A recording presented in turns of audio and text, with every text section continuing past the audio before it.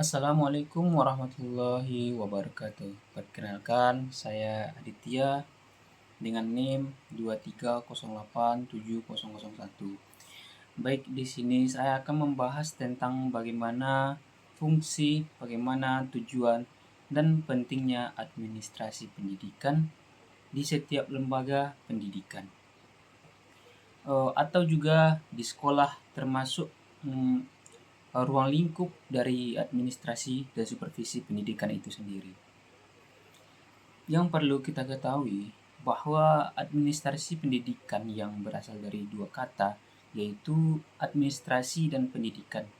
Administrasi yang kita kenal sebagai proses pengelolaan atau segenap pengerahan kemampuan dalam rangka mengintegrasikan segala sumber daya, baik itu personil, spiritual, material yang punya sangkut paut dalam rangka mencapai tujuan dari pendidikan.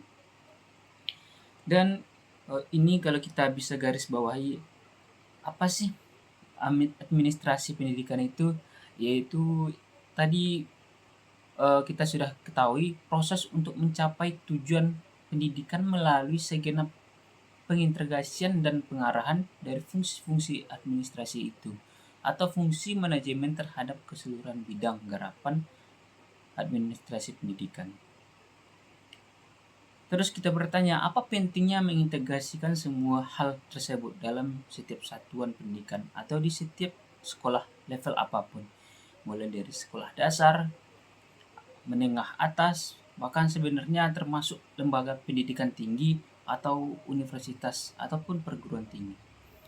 Pentingnya adalah kalau kita boleh ambil satu kalimat yang bisa mewakilinya, yaitu adalah seperti administrasi pendidikan penting sebagai subsistem dari segala sistem, dari satu sistem secara keseluruhan dalam sistem pendidikan di sekolah atau lembaga satuan pendidikan.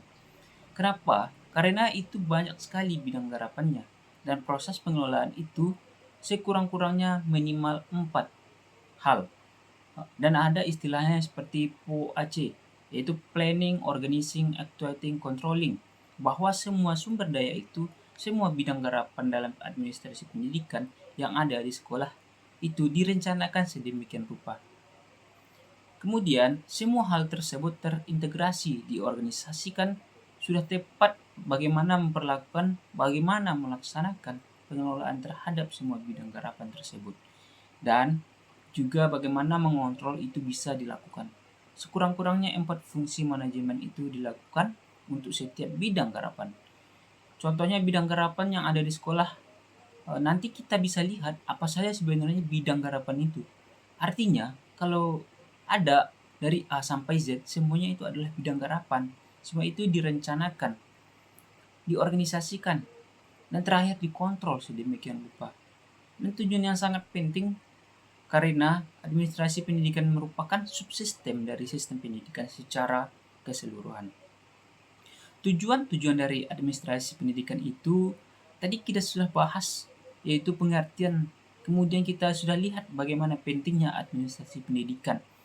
Apa tujuan bahwa kegiatan administrasi pendidikan ini adalah setiap satu lembaga pendidikan atau di setiap level sekolah. Coba kita ambil salah satu pendapat dari ahli, yaitu Sir Giovanni Ecover.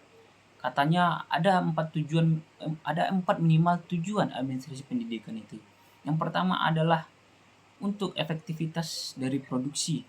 Kemudian efektivitas atau efektivitas itu sendiri adalah pencapaian tujuan. Kalau kita punya tujuan dan 1 tahun, maka seharusnya dengan melaksanakan administrasi dari seluruh bidang garapan pendidikan ini, maka tujuan itu sebelum 1 tahun atau sekurang-kurangnya dalam 1 tahun kita bisa tercapai. Nah, artinya menjadi lebih efektif, menjadi lebih mudah, lebih menjanjikan untuk bisa kita capai. Yang kedua, efisiensi melalui kegiatan administrasi pendidikan di seluruh program terkait dengan bidang garapan administrasi pendidikan. Di sekolah lebih efisien terkait dengan waktu. Dengan itu tidak butuh lama ketika dibandingkan tanpa melakukan manajemen yang baik, tanpa melakukan kegiatan-kegiatan yang terstruktur terkait dengan berbagai macam program. mulai dari rencana sampai kontrol terhadap segala hal, semua bidang garapan tadi, maka mustahil sebenarnya efisiensi itu bisa diwujudkan. Kemudian, selanjutnya yang ketiga, tujuan dari administrasi pendidikan ini terkait dengan kemampuan kita menyesuaikan diri. Artinya apa? Ketika kita ambil salah satu bidang garapannya adalah administrasi kurikulum contohnya. Ini kita pernah dengar istilah oh, ganti menteri, ganti kurikulum. Si A menterinya maka kurikulumnya ini.